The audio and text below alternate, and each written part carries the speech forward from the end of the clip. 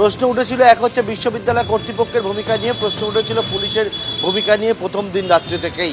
এবং তার পরবর্তীকালে বিশ্ববিদ্যালয় ঘটনার পর প্রায় 37 ঘন্টা পর অভিযোগ দায়ের করে পুলিশের কাছে। এবং তার পরবর্তীকালে শুক্রবার দিন তুমি জানোই যাদবপুর বিশ্ববিদ্যালয় কর্তৃপক্ষের করা অভিযোগে যে যে এফআইআর হয়েছে। এবং পাশাপাশি পুলিশ আরও দুটো নিজে থেকে স্বতঃপ্রণোদিত মামলা করেছে। এটা পরের দিনে যে রাস্তা অবরোধ থেকে শুরু করে একেবারে রাস্তা বন্ধ হয়ে যাওয়া থেকে শুরু করে যে গণ্ডগোলের পরিস্থিতি তৈরি আন্দোলন সেটাকে নিয়ে। কিন্তু ঘটনার পর এতদিন কেটে গেলেও হচ্ছে এখনো পর্যন্ত গ্রেপ্তারির সংখ্যা বা পুলিশের তদন্তে সেইভাবে ঝাঁপিয়ে পড়তে কেউই দেখেনি। বিভিন্ন মোড় প্রশ্ন তুলছে পুলিশের ভূমিকা নিয়ে, গ্রেপ্তারির সংখ্যা কিন্তু এখনো পর্যন্ত শূন্য। যাদবপুর বিশ্ববিদ্যালয়, যে যাদবপুর বিশ্ববিদ্যালয় গত বুধবার দিন রাত্রিবেলা আমরা যে জায়গায় দাঁড়িয়ে রয়েছে এই হচ্ছে 4 নম্বর গেট। যে 4 নম্বর গেটে একেবারে থেকে দেখা যাচ্ছে সিসি ক্যামেরা ফুটেজে এই গেট ধাক্কা দিয়ে খুলে ভেতরে প্রবেশ করছে একদল হাতে লাঠি নিয়ে। এবং তার পরবর্তীকালে ভেতরে কি পরিস্থিতি তৈরি করেছিল সেটা তুমি দেখেছো বিভিন্ন ফুটেজ থেকে, সামনে সিসি ক্যামেরা ফুটেজ ছাড়াও যে দেখা যাচ্ছে এখান থেকে যাচ্ছে এবং তার পরবর্তীকালে ভেতর দিকে যেতে যেতে ব্যানার, ফ্লেক্স, হোর্ডিং ছিঁড়ে দিচ্ছে একদল তাদের যারা এবিভিপি সমর্থক বলে একেবারে স্পষ্ট করে কিন্তু অভিযোগ উঠেছে। এবং তার পরবর্তীকালে এখন অরবিন্দ ভবন, যেটা হচ্ছে প্রশাসনিক ভবন, সেই জায়গায় গিয়ে ছাত্রছাত্রীরা যারা সেই সময় ছিলেন তারা আতঙ্কিত হয়ে অরবিন্দ ভবনে আশ্রয় নেয়। যখন তখন অরবিন্দ ভবনের বাইরে একেবারে আগুন জ্বালাতে পর্যন্ত দেখা যায়। পুলিশ প্রথমে কি বলেছিল? পুলিশ বলেছিল যে একেবারে হচ্ছে যে প্রথমে তিনি হচ্ছেন পুলিশ হচ্ছে ভিসির সঙ্গে যোগাযোগ করেছিলেন, ভিসি বা অথরিটিকে সঙ্গে কথা বলা যায়নি। পরবর্তীকালে 100 ডায়ালে ফোন আসে এবং তার পরবর্তীকালে হচ্ছে প্রো ভিসি পুলিশের সহযোগিতা চায় এবং তারপর পুলিশ এসে হচ্ছে যারা এখানে ছিলেন বহিরাগত তাদেরকে বের করে দেয়। বিভিন্ন মোড় প্রশ্ন তলে পুলিশ যখন বের করে দিচ্ছে তখন তাদেরকে গ্রেপ্তার কেন করছে না? যাদবপুর বিশ্ববিদ্যালয় মতো একটা জায়গা, সেই জায়গায় এসে এই পরিস্থিতি। অন্যদিকে ঘটনার সূত্রপাত রাত্রি 9টা নাগাদ। সিসি ক্যামেরা ফুটেজ যদি তুমি দেখো সেই জায়গায় দেখা যাচ্ছে ঘড়ির কাঁটায় রাত্রি 12:36 থেকে 40-এর মধ্যে এই যে যাদবপুর বিশ্ববিদ্যালয় যে 4 নম্বর মেন গেট, সেই মেন গেট থেকে ঢুকছে একেবারে হাতে লাঠি নিয়ে। কিন্তু প্রশ্ন হচ্ছে এটা, রাত্রি 9টা নাগাদ ফেডসুর একটা যে জিবি মিটিং চলছিল তাতে গন্ডগোল হলো, তাতে হচ্ছে এবিভিপি সমর্থকদের মারধর করার অভিযোগ উঠলো। তার পরবর্তীকালে আহত অবস্থায় তাদেরকে নিয়ে হসপিটালে সমর্থকেরা সেখানে যায়। যান্ত্রিক কারণে ব্যর্থ তোমার কথা স্পষ্টভাবে এসে পৌঁছচ্ছে না সরাসরি যাদবপুর বিশ্ববিদ্যালয় থেকে। আমাদের প্রতিনিধি পার্থপ্রতিম ঘোষ আমাদের সঙ্গে রয়েছেন। এবং যাদবপুর কাণ্ডে যে হামলা হয় অর্থাৎ গত বুধবার মধ্যরাতে, ঠিক সেই সময় সিসিটিভি ফুটেজ আপনাদের সামনে দেখেছি। সেই ঘটনার পর কিন্তু ইতিমধ্যেই 3 দিন পেরিয়ে গিয়েছে, কিন্তু কারোর বিরুদ্ধে পুলিশ কোনো পদক্ষেপ করতে পারেনি। বুধবার মধ্যরাতে ক্যাম্পাসে ঢুকে একেবারে তাণ্ডব চলে, যেখানে একের পর এক পোস্টার ছিঁড়ে ফেলা হয়। টাঙানো যে ব্যানার ছিল সেটা একেবারে শুরুতেই দেখা যায় যে টেনে সেই ব্যানার খুলে ফেলতে, গ্রাফিতি মুছে ফেলার চেষ্টা করা হয়। এবং এরপরেও দেখা যায় যে একেবারে তাণ্ডব চলে এই পিজি সায়েন্স বিল্ডিং এর সামনে। কোলাপসেবল গেটে লাঠিও মারা হয়। সরাসরি আরো একবার রয়েছেন আমাদের সঙ্গে আমাদের প্রতিনিধি পার্থপ্রতিম ঘোষ। পার্থ,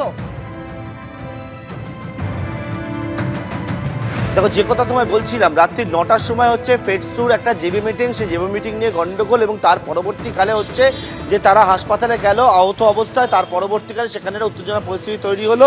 এরপরে কি দেখা গেল, এরপরে হচ্ছে ঘড়ির কাঁটায় রাত্রি 12:36 থেকে 40 দেখা সিসি ক্যামেরা স্পষ্ট দেখা যাচ্ছে যে যাদবপুর বিশ্ববিদ্যালয় একদল তারা আসছেন হাতে লাঠি নিয়ে, তারপরে ইউনিভার্সিটির ভেতরে প্রবেশ করছেন এবং তারপরে রীতিমতো একেবারে তাণ্ডব চালাচ্ছে। এবং এই জায়গায় যে এতটা সময় চলে গেল, অর্থাৎ রাত্রি 9টা থেকে যদি দেখো যে 12:36, পুলিশ বলছে সেই সময় তারা হচ্ছে ভিসির সঙ্গে বা হচ্ছে অথরিটির সঙ্গে কারোর কেউ হচ্ছে ফোন ধরেনি। তারপরে রাত্রেবেলা যখন পুলিশকে সহযোগিতা চায়, পুলিশ যায় বহিরাগতদেরই বের করে দেয়। বিভিন্ন মূল প্রশ্ন তুলছে সেটা হচ্ছে রাত্রি 9টা থেকেই গন্ডগোল সূত্রপাত। রাত্রি 12:36 দেখা যাচ্ছে গেট খুলে ঢুকে যাচ্ছে। তাহলে পুলিশ প্রথম অবস্থায় এই যে 4 নম্বর গেট রয়েছে এই গেটেতেই যারা আসছেন হাতে লাঠি নিয়ে তাদেরকে কেন আটকে দিল না, এই প্রশ্নটাই কিন্তু বিভিন্ন মহলে তারা কিন্তু তুলছে। যারা যাদবপুর বিশ্ববিদ্যালয়ের ছাত্রছাত্রী, অধ্যাপক, তারা এই প্রশ্নটা তুলছে। এইটা গেল হচ্ছে বুধবার রাত্রের ঘটনা। তার পরবর্তীকালে বৃহস্পতিবার সারাদিন দেখা গেল কি হলো, ছবি তুমি দেখেছো, একেবারে যাদবপুর বিশ্ববিদ্যালয়ের গর্বের এই যে প্রতীক, যার এমব্লেম, সেটা পর্যন্ত ভেঙে দেওয়া হলো। তার পরবর্তীকালে কি হলো, শুক্রবার দিনকে অভিযোগ দায়ের হলো।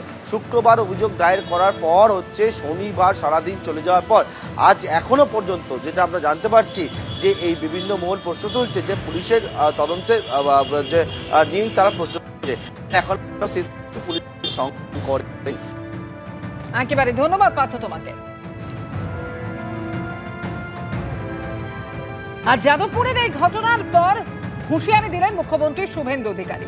যাদবপুরের ভেতরে এবং বাইরে জাতীয়তাবাদ প্রতিষ্ঠা করবই। যাদবপুরে বন্দে মাতারাম বলতে দেয়া হয় না, জাতীয় পতাকা ওঠে না, শিক্ষা দপ্তরকে ঢুকতে দেয়া হয় না, সিসিটিভি লাগাতে দেয়া হয় না। ঠিক কি বলেছেন মুখ্যমন্ত্রী শোনাবো।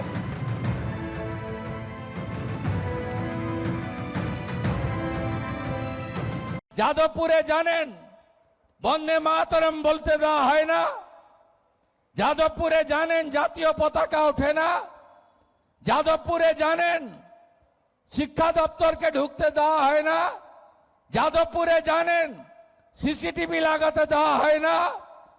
যাদবপুরে এক শ্রেণীর টুকরে টুকরে গ্যাং, এক শ্রেণীর জিহাদি, যারা রাষ্ট্রবিরোধী, যারা 26শে জানুয়ারি 15ই আগস্ট পালন করে না, এই সরকার ডক্টর শ্যামাপ্রসাদ মুখার্জির স্বপ্ন নিয়ে এসেছে, তার স্বপ্নকে পূরণ করার জন্য এসেছে। এখানে রাষ্ট্রবাদ, এখানে ভারতীয় সংস্কৃতি, এখানে সনাতন সংস্কৃতি, এর সঙ্গে কোনো সমঝোতা আমরা করব না। জাতীয়তাবাদ প্রতিষ্ঠা করতে হবে শিক্ষা প্রতিষ্ঠানে, শিক্ষাঙ্গনে, শিক্ষার পরিবেশ যেমন বজায় রাখতে হবে, সেটা আমাদের অগ্রাধিকার। সাথে সাথে জাতীয়তাবাদকেও প্রতিষ্ঠা করতে হবে। টুকরে টুকরে গ্যাং, জিহাদি গোষ্ঠী, কাশ্মীর মাঙ্গে আজাদি, এসব কথা যারা বলছে তাদের মুখ সেলাই করার দায়িত্বটা আমাদের।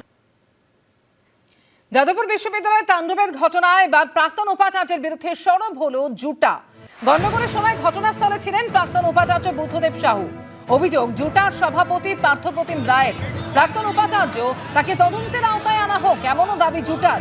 20 তারিখ রাত 12:30 নাগাদ বিশ্ববিদ্যালয় চত্বরে ছিলেন বুদ্ধদেব সাহু। ক্যাম্পাসের ভিতরে ঢুকে হামলায় উস্কানি দিয়েছেন প্রাক্তন উপাচার্য। এই অভিযোগ তুলে প্রাক্তন উপাচার্যকে তদন্তের আওতায় আনার দাবি জানিয়েছে জুটা। ক্যাম্পাস চত্বরে গেছিলাম, তবে গন্ডগোল হয়েছে কিনা দেখিনি, আমি ওখানে ছিলাম সেটার অপব্যাখ্যা করা হচ্ছে, পাল্টা দাবি করেছেন প্রাক্তন উপাচার্য বুদ্ধদেব সাহু।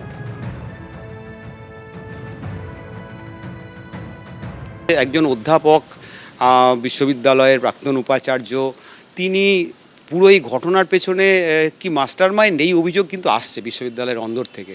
এবং যদি তা হয় তদন্ত করে দেখা হোক, এবং যদি এটা হয় এর থেকে দুঃখের জিনিস আর কিছু কিন্তু হতে পারে না। যে বিশ্ববিদ্যালয় যে কমপ্লেন করেছে তার বিরুদ্ধে এফআইআর হয়েছে কিনা সেটাও কিন্তু আমরা জানি না এখন পর্যন্ত।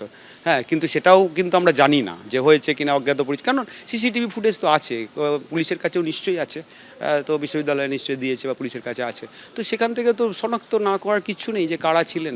সুতরাং আসলে মূল বক্তব্যটা হচ্ছে করতে চাইছেন কিনা, সেটা হচ্ছে যে মেন ব্যাপার আর কি। 4 নম্বর গেট থেকে 20-30 মিটার দূরে তাণ্ডব চলেছে। পিজি সায়েন্স আর্টসের মোড়ে আগুন জ্বালানো হয়েছে, পতাকা ছেঁড়া হয়েছে, একেবারে তাণ্ডব চলেছে রয়েছে। সুতরাং এটা তো বলার কোনো কারণ নেই উনি কিছু, তার মানে উনি জানতেন তো ভেতরে কি হচ্ছে, উনি যদি জানেন। তাছাড়া তো 4 নম্বর গেটে ওনার দাঁড়িয়ে থেকে, ওনার কিন্তু সিকিউরিটি গার্ডের দায়িত্ব পালন করার কথা নয় ওনার, উনি কেন 12:50 থেকে 1:20 পর্যন্ত ওখানে দাঁড়িয়ে রইলেন? ওখানে কেন দাঁড়িয়ে থেকে কী করছিলেন, কার সাথে কথা বলছিলেন, কি কমিউনিকেট করছিলেন, বা দাঁড়িয়েই রইলেন কেন, বা এই মব বেরিয়ে যাওয়ার পরে, গেট বন্ধ হওয়ার পরেই কেন উনি আবার ফিরে গেলেন?